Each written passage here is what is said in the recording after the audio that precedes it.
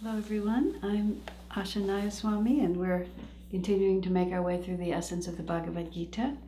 We're in stanza 2 of the Gita, chapter 12 of the book. I think it's 12, The Nature of Right Action, which goes on for a long time. And we're not exactly speeding our way through it, but we don't have a deadline, so we'll just keep going. So we are at stanza 2, verse, which is which? Chapter 2 of the Gita, stanza 250. Chapter 2, stanza 50, there you have the words. Very good. Okay. One who lives united to cosmic wisdom passes beyond the effects of both virtue and vice, even while living in this body. Therefore, devote yourself through wisdom to achieving the oneness of yoga. Such alone is right action. There's lots of points about this one. I'm not sure how much time I'll spend on it, but it says beyond the effects of both virtue and vice. A person of wisdom who's united in that way, achieving the oneness of yoga, they continue to do things that create good karma in the world, but because there's no egoic self to which that karma can attach, the goodness that they create, this is how Swami's put it in another place, radiates out for the benefit of the whole world. Just let me try to get the phrase right. In the Festival of Light, which we do every week, in the story about the little bird, which is just such a great part of the festival, it describes the 4 stages of progression in the soul's long journey back to its home in God. It's the mission, where we are created and we're sent forth in the world to be fruitful and to multiply and to share what we gain with everybody. And then we get selfish and we go into this stage which is called the revolt. We're having a good time doing it ourselves, and we think that the more we do for ourselves, the better we'll feel. What else is wisdom if not to keep what is mine for myself? That's a line in the festival which is very convenient to quote when you want to be the devil quoting scripture for his own ends. Because it's there. You can say, just as Swami Kriyananda says in the festival, what else is wisdom if not to keep what is mine for myself? Very simple. Except, of course, it isn't. So then there's the revolt. Then after that comes the quest, which is where most of us live. We're trying now to understand what is really true. We're past the innocence, and we recognize that the revolt hasn't worked. So now we're trying to figure out what's really going on. One of the next stanzas works with that, and I'll speak about it in a moment more. But the 4th stage, here then is the 4th and last stage. From a life of infinite joy and freedom in God, willingly to embrace limitation, pain, and death for the salvation of others, for the salvation of the world. This is what the masters do. That's how you say, greater can no love be than this. From a life of infinite joy and freedom in God, willingly to embrace limitation, pain, and death. Now I forget, but for the salvation of the world is what it is. And then it says, here then is the 4th and last stage of the soul's long journey, which, if you're not really listening, you don't really notice that willingly to embrace pain, limitation, and death and suffering for the good of the world is the 4th stage that we all have to come to. And that's what it is. It's where there is no self anymore. And everything we do then is for the good of the world. All the tapasya, all the good works. This is Master's position. This is the position of any Jivan Mukta. I believe that was Swami's position. He didn't come for himself. At one point he said something about having a great desire, once he was freed from this lifetime, not to come back to this plane of consciousness. And then he sort of said, except to help you all. I said, Sir, that's why you came this time, isn't it? And he sort of said, well, yes, like that. And I don't think he was being flippant. I think he really meant it. There wasn't an egoic self that required it. It was what he came to do for us. He was in the fourth and last stage where you willingly embrace it for the sake of others. And then you yourself are beyond the effect of the good and bad, the virtue and vice. You're not subject anymore to virtue and vice because there has to be a personal identification with your own actions. This, of course, whole chapter is the secret of right action. And this is what he says here. Such alone is right action, to be beyond the effects of both virtue and vice. That doesn't mean that they cease to exist. It means only that there's no personal identification with it. Swamiji made the interesting comment that I've never identified with Swami Kriyananda. He said, Swami Kriyananda is an event for which I am responsible. And it's always been such a nuanced and interesting way to think about it, because being responsible for something completely commits and involves you. Being identified with it makes you subject to the experiences, makes your consciousness conditioned by those experiences. Because you see, I was thinking about this morning. I've mentioned, on these recordings, I'm working on this book about Swami Kriyananda's life, so I've been totally immersed trying to understand all of this. And there's this odd thing, and so much of what we do unthinkingly. We have this idea, there's a perfect master, a fully self-realized being, someone who has transcended ego. We have all these concepts in our mind. And then, really without having the foggiest idea what those words mean, we get a picture in our head of what such people are like and how they're supposed to behave. And then we often try to model ourselves on this imaginary ideal. It's very complicated. That's why it takes us so long to get free. Whereas the reason these masters incarnate is to show us what it actually looks like. Here I am. When you think of Master who said, I attained my freedom a long time ago. He was Arjuna to Krishna. He was, the recipient of this wonderful book personally. But as I understand the way Swami has expressed it, Master was a free soul at that point. It wasn't like he actually had to try. So he's been free for a really long time. But he incarnated as William the Conqueror, who, did this huge campaign from France into England as a soldier, just doing battle. And then he was also Fernando III in Spain, who drove the Moors out of that country. I read a biography about him. People, it's a long time ago in history, so it's hard to write it. But poor Fernando, all he ever did was go to war. Just the whole book is one war after another, and one way or another, how the Virgin Mary came and saved him. And it was a Catholic biography that I read. So the Moors, whom in fact Master was opposing, are really dark and awful and barbaric, and all the Catholics are really terrific. But quite even apart from that, poor Fernando did nothing but go to war. That's all he did. Here is a self-realized master, and when he was there going to war as William and as Fernando, he was not sitting chanting Om. It just wasn't going to go anywhere. Now, when you look carefully at the history of those people, when Swamiji was told, the master told him that he was William the Conqueror, Swami said he was raised in the English educational system, and William is a villain, a terrible villain. Swami writes about it in such a sweet way. He says, the English are very nationalistic, and they don't take well to being conquered. And so, even though there was really no England at that point, they still have this national pride, about it. And in any case, so Swami had been raised to think that William was a villain. And then he finds out that, in fact, it was Master in a previous incarnation.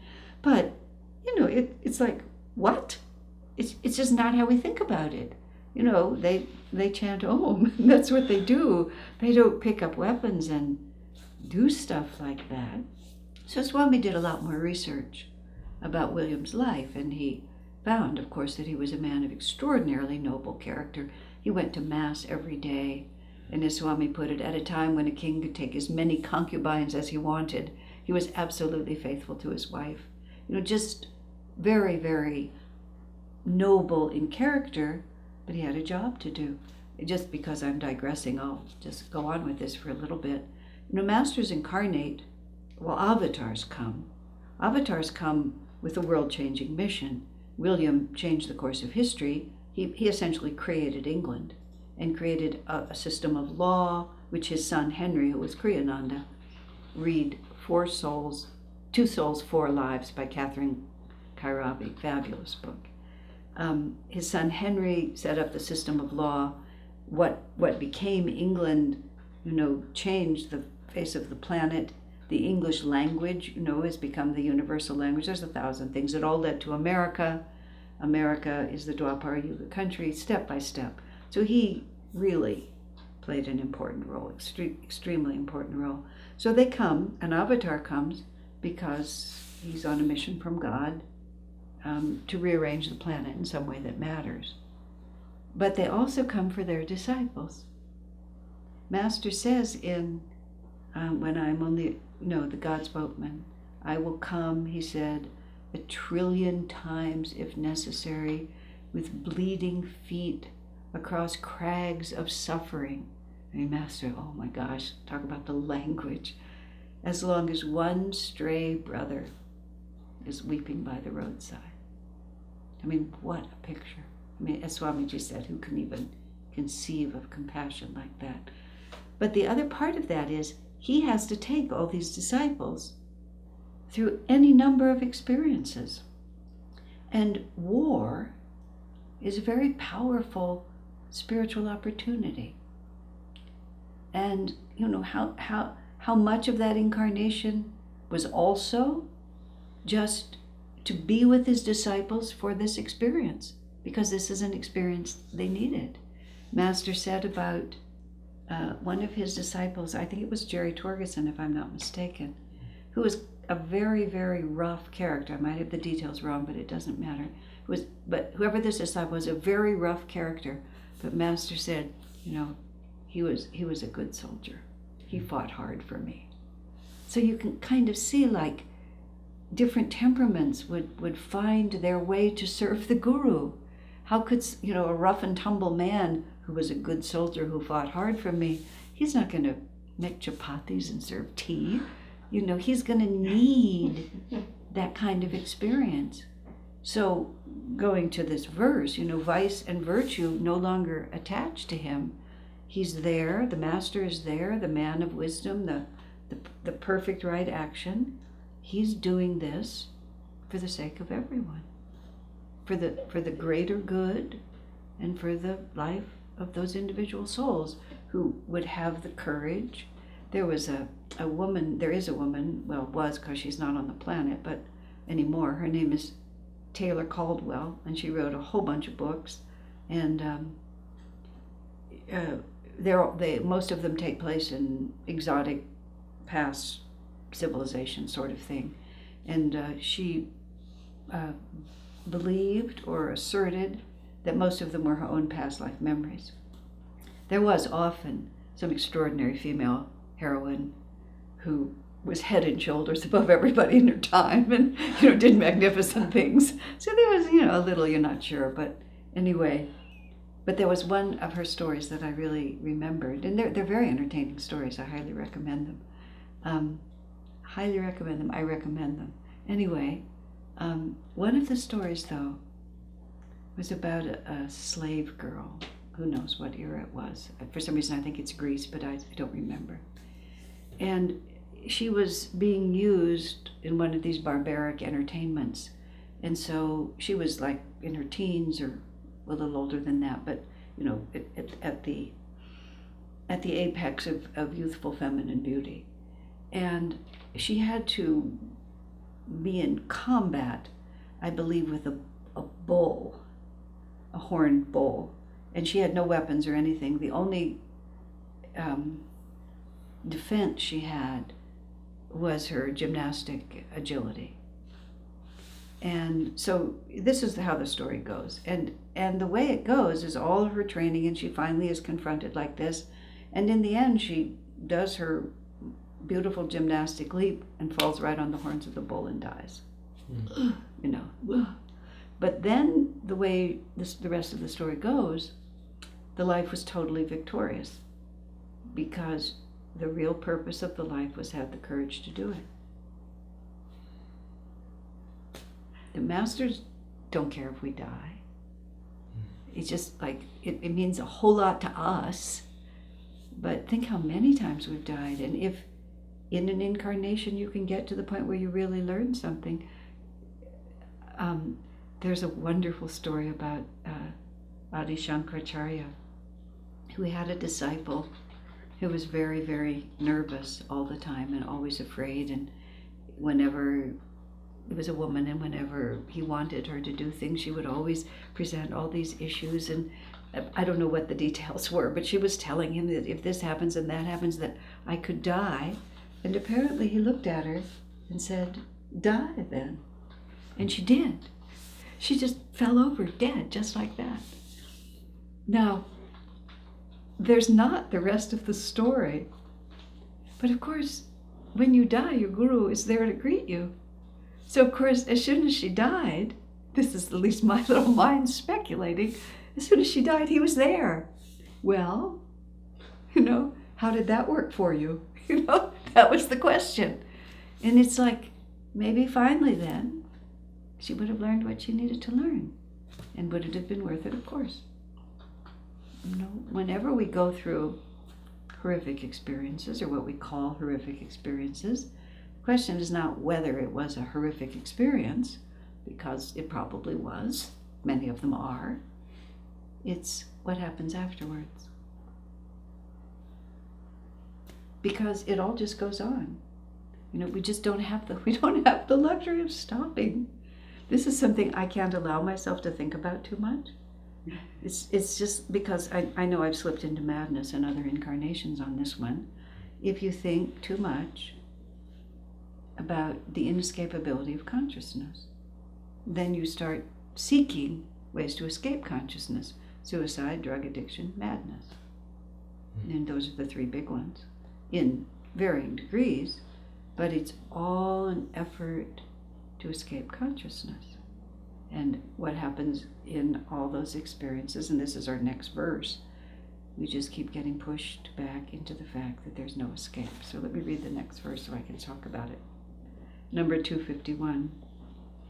Those who have mastered their thoughts escape the confines of the mind and become engrossed in cosmic wisdom. Confines of the mind, that's a great phrase. They, realizing the illusory nature of ego, become freed from the chains of rebirth and attain that state which transcends all suffering. Transcends all suffering. Last week we talked about misery. And so now we get to talk about transcending all suffering. And Swami's commentary is really touching here, and this is where I was heading, so I want to go back to it now. He says, sorrow was not deliberately a part of God's plan. I know it's so hard. I remember when I was in my early 20s or my 20s, my first years living at what is now Ananda Village and getting to know the spiritual path, I started falling because I'm kind of a zealot. I started falling into what the Catholics actually have a word for, which is called over-scrupulosity. The Catholics have been at it for a long time, so they figured out a lot of these things, where you become so intense about doing it right that you gradually narrow your options so small that the path you're walking is so tiny that there's no chance you can stay on it. This is the projection of what does it mean to be perfect and our intense desire to become perfect. So I was falling into that, and as a result, my poor little brain was just getting more and more wound up. And I remember Swamiji, and I always think of this, whenever I think of this, I always think that he pleaded with me. And I think he was just so earnestly trying to get me not to do this.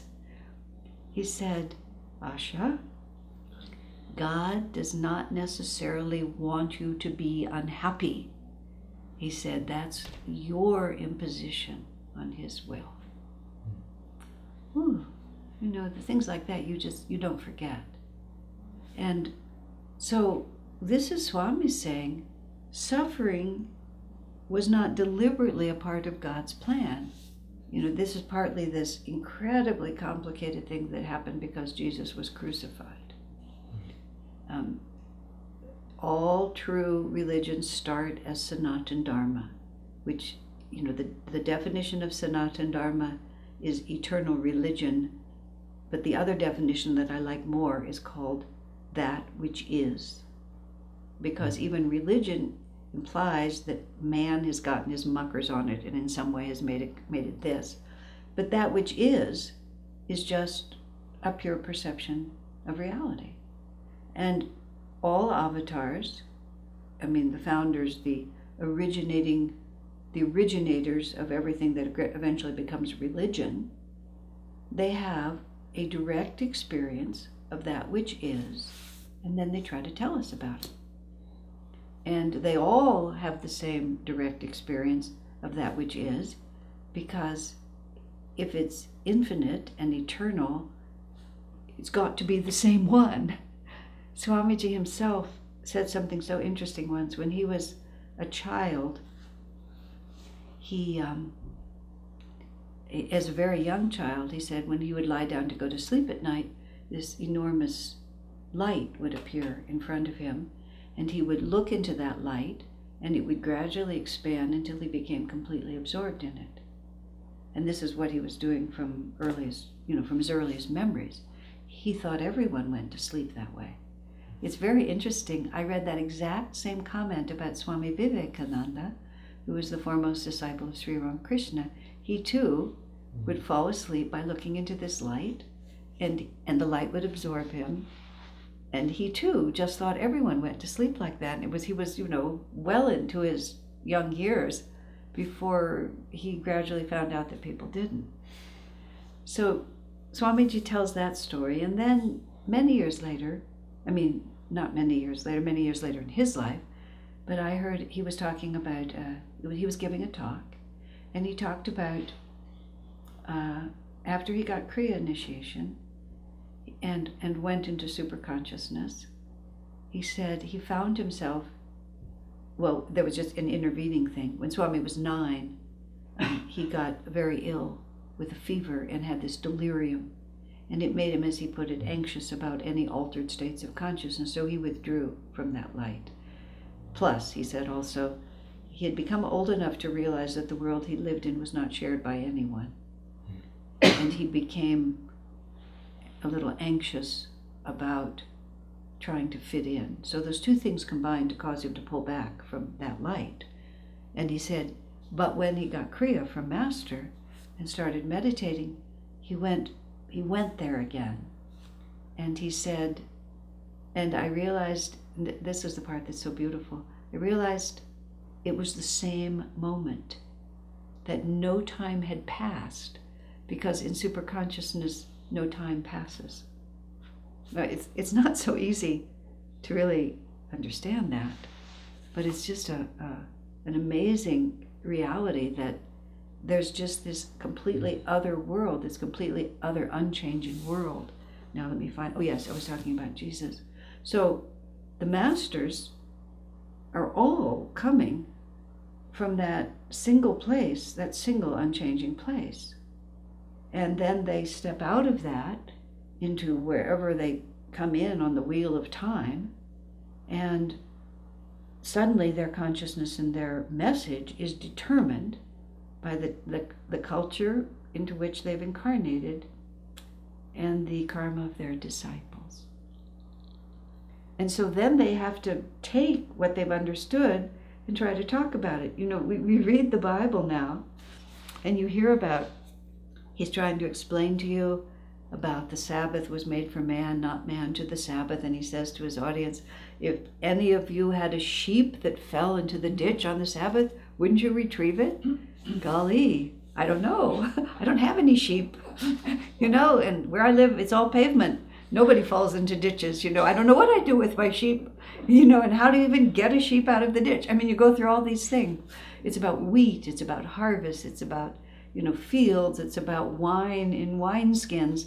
And it all seems so obscure to us, but it wasn't obscure at all. It's when Master talked about television and radio, and the Master moves in and he looks around and he starts taking the inexpressible revelation he's had of truth, and he tries to paste enough words on it so these, poor benighted souls that he's come to help will in fact, be helped, because it's just needed. That's the whole point.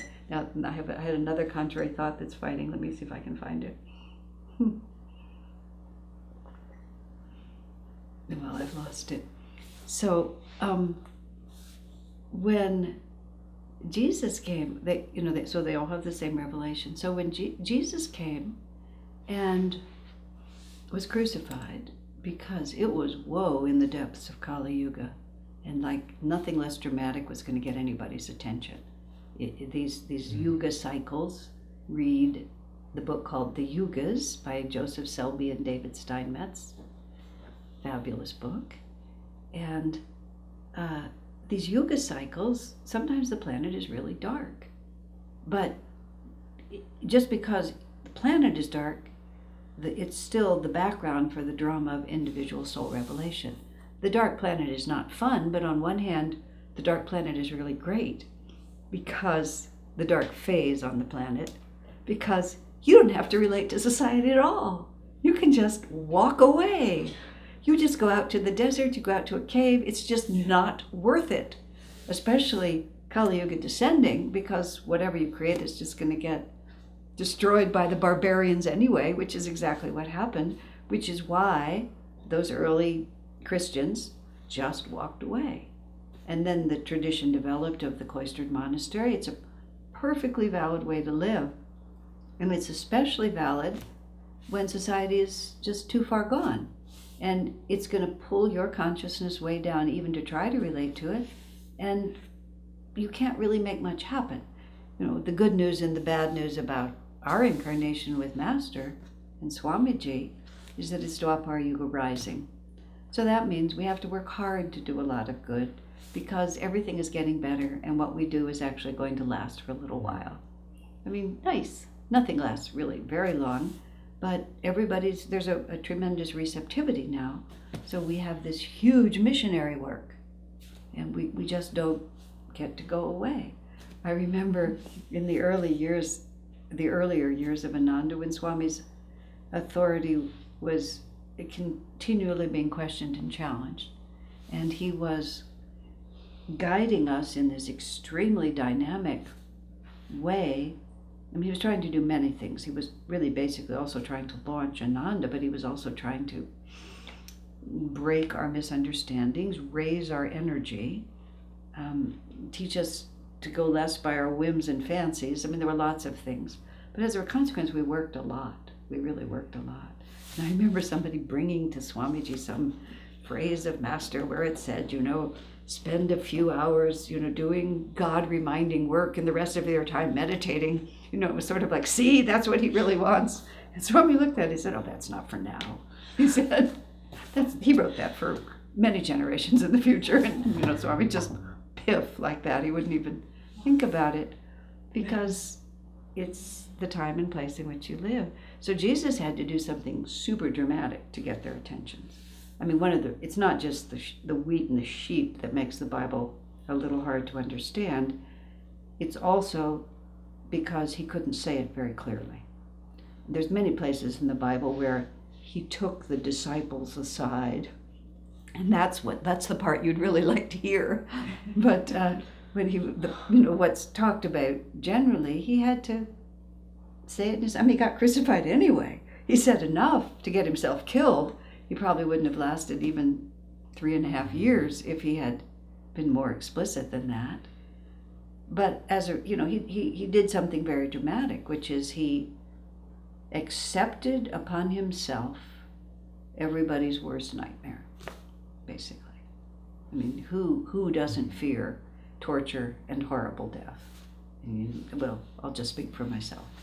It's not a nice thing to contemplate, and if God sends it, he sends it, but it's not a nice thing to contemplate. So Jesus just walked right into it. If they slap you on one cheek, turn the other.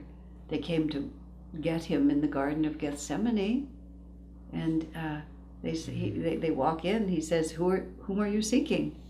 And here these guards, these armed guards, are coming to get him, and he knows what's happening next. And I mean, the story is so, the marvelous thing about Scripture is that it's so powerful.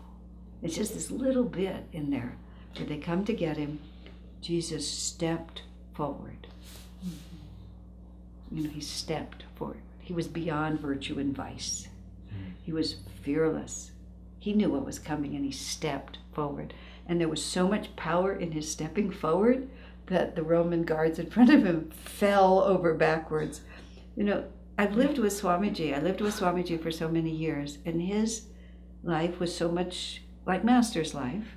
Swamiji lived with Master, and he told us all about Master. So with these personal examples, Swami told us about Master, and then what he said about Master, I watched a tremendous amount of it in his life. So I actually got to see how it works. So when I hear that Jesus is in the Garden of Gethsemane and the Roman soldiers came and he stepped forward and they fell over backwards, it's a real scene to me. Because I've heard so much about Master and witnessed Swamiji, I recognize that these are human things. These are not, some kind of cloud-like, images. These are real people. And his power was so great, he knocked them off their feet. But in the end, they took him, and they tortured him, and they humiliated him, and then they crucified him. So dramatic, oh my God. Okay?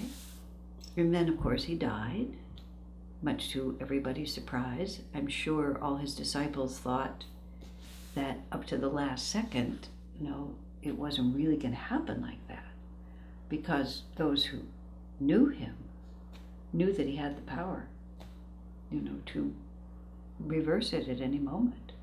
And I'm sure they thought he would. Or I'm sure many of them thought he would. How would they not? How could you imagine that this would be the end of the story? He'd confronted these bigoted, corrupt people over and over again. This one went a lot farther. And of course, when he was in front of Pontius Pilate, Jesus was not cooperating. Pontius Pilate's wife had a dream, and she had said, "Do not be responsible for the death of this man." And he was very nervous. And he was trying to find a way to release Jesus, and Jesus was not cooperating. He just was not helping. And so Pontius Pilate, again, these are real people. Pontius Pilate says, "Don't you know I have the power to release you or to crucify you?" And Jesus has hardly even been answering. He's just been, staring off into the distance. And he turns and he says, "You have no power over me except that which my Father in heaven has given you." Meaning, who do you think you are and who do you think I am? And then he also adds, "Even now my Father would send legions of angels to release me, but it's not his will. This is what I have to do. I was born for this hour, and I will go through it." So then Jesus walks through this whole thing, and he dies. Of course, then he's resurrected, because he has the power over life and death, and he appeared to die, and he did die, and then he didn't. Just like Sri Yukteswar manifests a real body for Yogananda in the Resurrection of Sri Yukteswar chapter of Autobiography of a Yogi. And you just like when you read these books over and over, as we do as disciples over and over, there's little parts in it where Master talks about bending down. This is when Sri Yukteswar resurrects after his Mahasamadhi, and Master makes it seem like and he is. His guru is gone. But Master makes it seem like he doesn't know where Sri Yukteswar is. So he resurrects, and then Master talks about kneeling down in front of him, seeing the familiar canvas shoes, touching his feet and feeling his toes. That it wasn't, in other words, it wasn't a vision. And even Sri Yukteswar says that this isn't a vision. I just put the atoms back together and here I am again. Because it was child's play for them, literally, to just put the atoms back together. This is when you begin to think, I'm not really sure I can really evaluate their behavior. Perhaps there's aspects of this here that I don't quite understand. So Sri Yukteswar put his body back together, Jesus put his body back together. Unless you read the Acts of the Apostles, you don't actually realize that Jesus didn't just show up on Easter morning. Jesus stayed with his disciples for 40 days. 40 days. He was just there again. And in several of the scenes where he first appears, he kind of came and went.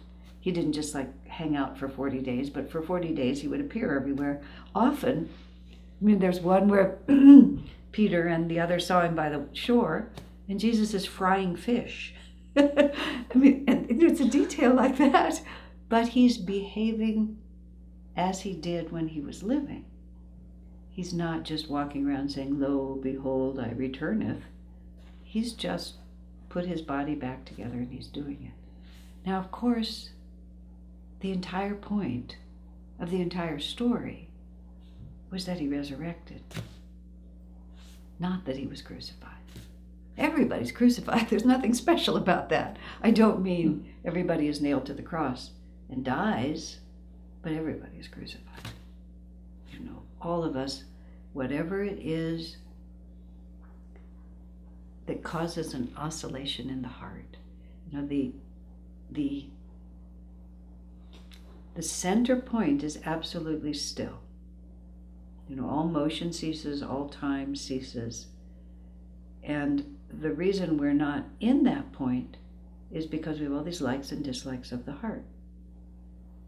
And so even if we're not thinking about them, there are all these little vrittis in the spine and they're all spinning. So there's movement, there's always movement. Just something is always moving, because over here I have this terrible fear of being tortured and dying, although I have to admit it's not as bad as it used to be.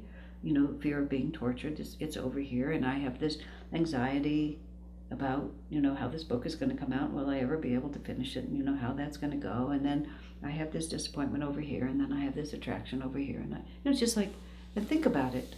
We can't think about it, there's too many of them, and all these incarnations, but the main thing about them is they're oscillating. So when we try to go, whether in meditation or at any point, into the absolute stillness, these things keep doing this. And they keep doing it because I want, I don't want, I want, I don't want, I want, I don't want, I want, I don't want, just like that. That's why, a tremendous amount of the sadhana we do is just to be even-minded and cheerful. Because all of this is just an energy field. That's the really, there's so many extraordinary ideas. You can just take one or two of them, one of them, and you can spend a long time focused on it. We all are we feel so substantial to ourselves. Just like every morning I wake up and there I am again. And I remember my name and I recognize my own fingers. I just know, whoa, this is me. Here I am again.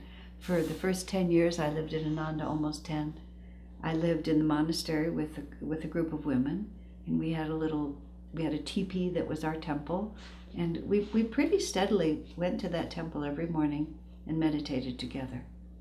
And just for a long, long time, and a number of people came in and out of that situation, but there was a core group of about 6 or 7 of us who were pretty steady for quite a long time. And my mind being a little over imaginative, I have a vivid imagination. Sometimes the sense of unity in that temple would become really strong. And I would wonder, how do we know which one to bring home? It was just sort of like a movie theme. Why don't we just switch around and I'll just become somebody else and they'll become me? But every darn time when I walked out of there, I walked out with the same collection of self-identification that I walked in with. Now, Master, walking with Swamiji in the garden when he was actually writing the commentary on the Gita, stumbles, and Swami has to keep him upright because Master says, I'm in so many bodies, sometimes I forget which one I'm supposed to keep moving.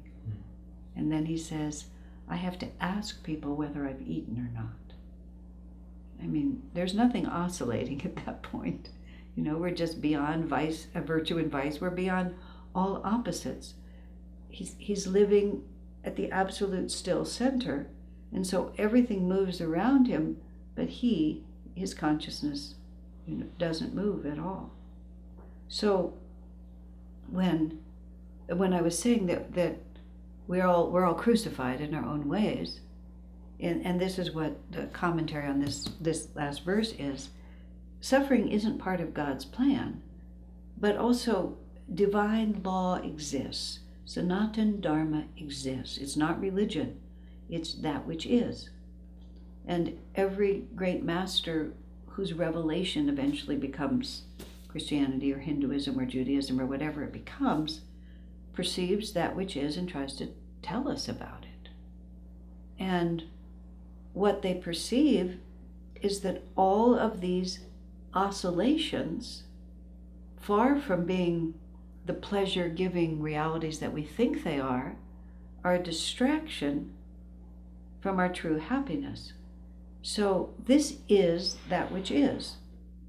So the course of an incarnation, the course of all these incarnations, is this gradual process of refining our experience so that we can tell what is actually painful and what is really happiness producing. Because, the human appetite the human consciousness is capable of becoming attracted to many odd things. And there's no accounting for taste. Swamiji used to laugh about, there was this billboard somewhere, I don't know, somewhere on the highway between here and Sacramento, or we would see, and it's this picture, it was for Las Vegas, and it said, let yourself go in Las Vegas. And Swami looked at it and he said, they're not letting themselves go. There's just all these people partying on this billboard. He said, they're coming apart at the seams. And that's really what they looked like. There was nothing, they were falling apart. But it was a big billboard and a lot of people were heading for Las Vegas to let themselves go because of the mistaken idea that would be happiness producing. And it might be pleasure producing, according to a certain definition of pleasure, but that which is who we are and how we're made. And we can act against our own best interests because we have the free will to do it, but no one stands outside that which is. And so if we try to push duality to one side and hold it there, it simply is impossible. If we live a dissipated life, we will bear the consequences of it. If we're undisciplined, then that's what will happen to us. And so it's not that God wants us to suffer, it's that he wants us to learn. And the reason he wants us to learn is because he knows that we will never be happy until we do. So it's a very loving situation, but because we are oscillating all the time, we don't recognize truth when it's in front of us at first. So we keep walking up to the hot stove, putting our hand into it to see if this time it'll still burn us. And then, we get burned and we die and we come back again and we say, they tell me that this isn't going to work, but I'm going to see if it's going to work this time. Bingo, we put our hands in it. And what do you know? Charred fingers.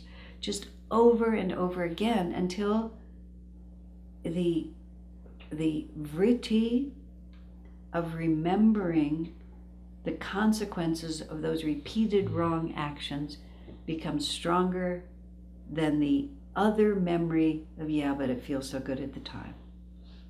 Because that's just what it is. It feels so good at the time. It's easier to be angry than it is to be self-controlled. It's easier to tell you how you should be different than it is for me to be at peace no matter how you behave. It's easier for me to give in to whatever desires are sweeping over me than it is to lift my consciousness and rise above them. It's an amazing journey. It's the soul's long journey away from its home in God and the soul's long journey back to God. The good news is, the very, very, very good news is, if you're sitting here giving the webinar, you're sitting there listening to it, we're a long way down the road. We are a long way down the road. We are really like a super long way down the road. We may feel that between us and Christ, there's still a big difference, but between us and where we've been, we're a long way down the road. I remember a friend, Jai Ram, some of you have heard me talk about him before, me and others talk about him before. He's been incarcerated since he was 24 and he's now 60, I believe, incarcerated in federal prison for actions that he did not commit. Miscarriage of justice. He's the poster child for miscarriage of justice. But that's a different story, which you can find out if you search on the internet. And the first time I went to see him, he was not in prison, but he was in a local jail near the Palo Alto community where I live. It was very early on in his process, and he was going through some huge some aspect of what he had to go through, and so he was just in this jail. He was there for quite a long time. So it was the first time I'd ever been inside a jail or a prison, and it looked like a movie set, at least the piece where I walked through. And I walked through this, on either side there were, I guess it would be like cinder block, like cinder block walls of this room, and the room was wide enough for there to be a cell on either side and a reasonably wide hall down the middle. And the cells were just open bars. They were cinder block walls in the back, but the whole wall was these open bars, just classic bars, where literally the men could stand holding the bars, looking through at me, who was walking, because there were men on both sides, as close to the dead center of the hallway as I could, trying to make myself as small as a piece of paper. It just was like, it was an experience. And because it was brand new to me, it was all the more vivid. But what really struck me was the men, and they'd come to the bars because I think it was so boring in there, at least, somebody was walking by. So they're standing at these bars, and you could just feel them trying so hard to get out of there. They couldn't actually bend the bars, and there was no point in banging their head against them. But everything about them wanted to get out of that jail. But I could also feel, just with some intuition, that one of the reasons they wanted to get out is because they wanted to run pell-mell down the same road that got them in there. That there was no feeling, at least in that moment, of any realization of cause and effect. Or that, just another 15 minutes of self-indulgence was not going to bring them a lifetime of happiness. It was going to get them right back in there. And there is this recidivism and all of that. It's complicated. It's the enormous problem of consciousness. What do I do? How do I live? What's going to work? And people get accustomed to ways of life, and it's, you get familiar with it, and it's preference for the known misery. The unknown happiness is more scary than the known misery. So we just hang out with the known misery. But this is what Swami is saying in this simple commentary. This wasn't really God's plan. What he wants for us is to perceive that which is and behave accordingly. And there's all these legends about God first made it perfect, and then everybody just sat down and meditated and merged back. And so he had to create this duality. He had to create this the pull of God's love toward us, and the pull of Satan, which is really the right word for it. Maya is a better word. Satan is a more confusing image, but Maya is a perfect image, because Maya is the enchantress. Maya is the magician. She makes it look different than it actually is. And that's what happens to us. One of my favorite personal lines is, "It seemed like a good idea at the time." It covers a myriad of sins. And it always applies. Why would we have done it if it didn't seem like a good idea at the time?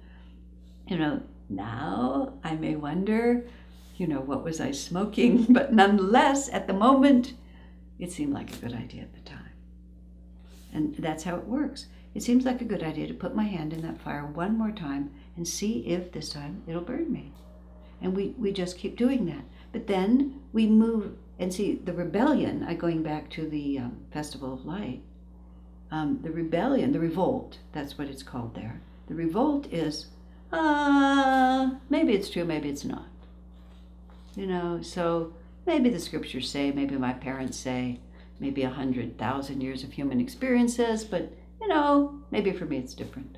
I'm just going to put my hand into that fire one more time and see if it burns me. And then even when it burns me, you blame the fire, because you're rebelling against that which is.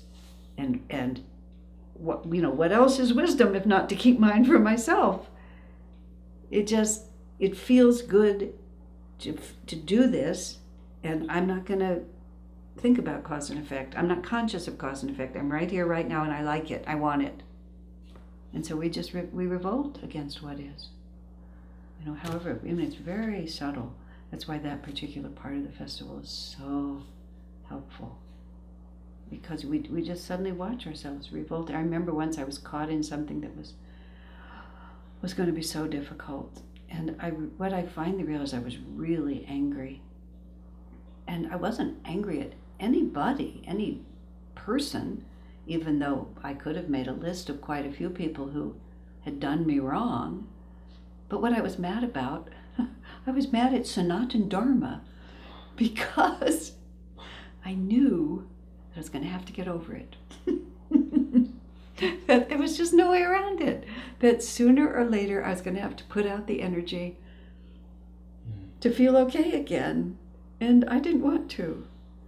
I just wanted to be right and have everybody else apologize to me. And I knew they never would. That's the revolt. And it was not funny at the time, but it was funny. Even at the time I could think, oh gosh.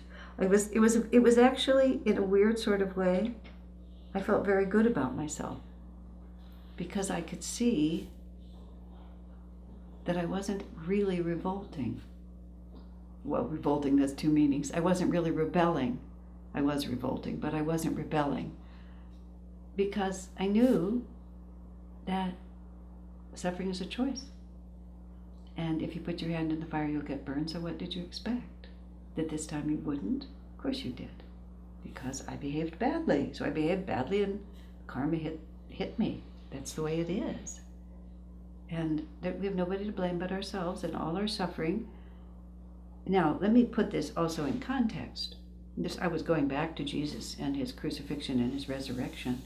Crucifixion happens because if we're pulling in this direction, God is going to just keep pulling us back, and he's just going to keep pulling us back. And we're just so pushing so hard and want to go. I want, no, yes, no, yes. So there's all this stress.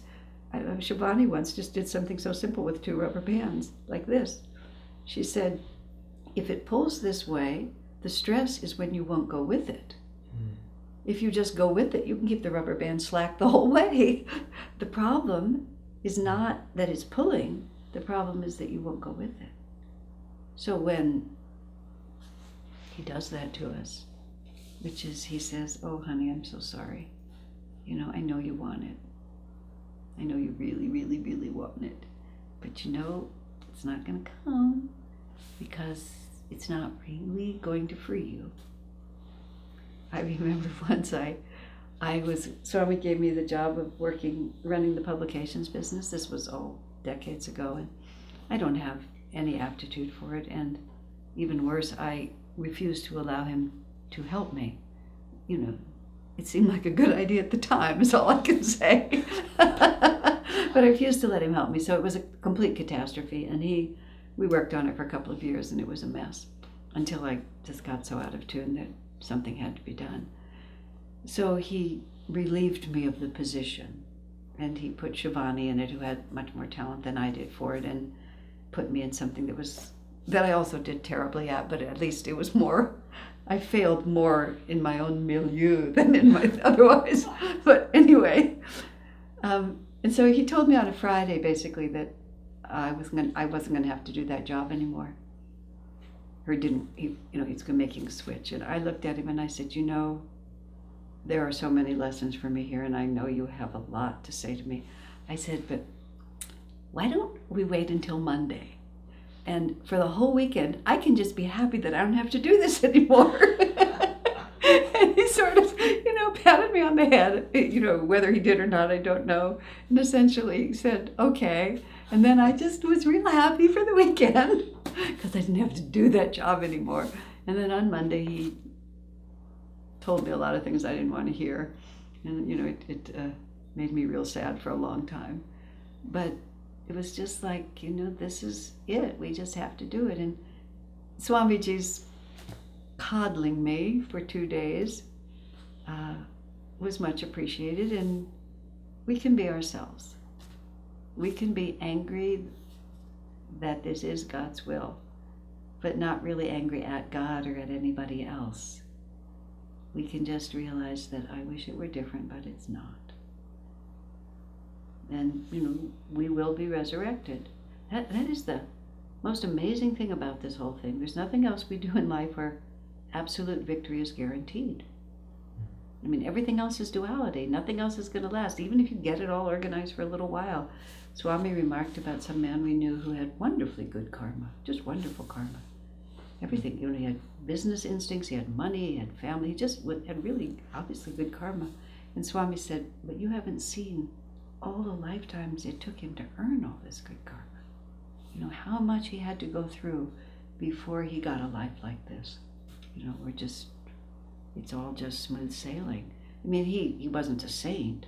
Well, he was a saintly man, but he just had very, very good karma.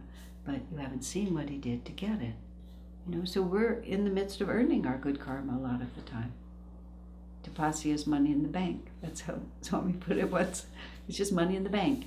You have to discipline yourself. Again, tapasya is, actually, Sri Yukteswar described it as patience, which is amazing. Just patience, where it's not going the way I want it to go. I am uncomfortable. Whether I'm mentally, emotionally, or physically uncomfortable, I am uncomfortable. But if I just persevere in my duty as I understand it, then I will gain tremendous power. Because that's what God wants. You see, if we're going to be infinite in our power, we have to become strong like that. I don't go to the gym at all because I don't enjoy it, but if you do, you don't just put 2 pounds of weight on there, boop, boop, boop, boop, boop, boop, because you just come in and go out the same as you came in. It's just nothing. So you just keep increasing the weight so that you'll get stronger and stronger. And God is our coach. We get good at one thing, and he says, okay, I'm going to put a few more weights on this, and then it's tapasya for a while, until that becomes who we are. But if we're not yet infinite, then we just get to do the whole thing again. But we will win in the end. Absolutely. Amazing, isn't it? We have absolutely nothing to fear and nothing to lose, because it's our own nature, and the day will come when we know it. Isn't that good news? God bless you.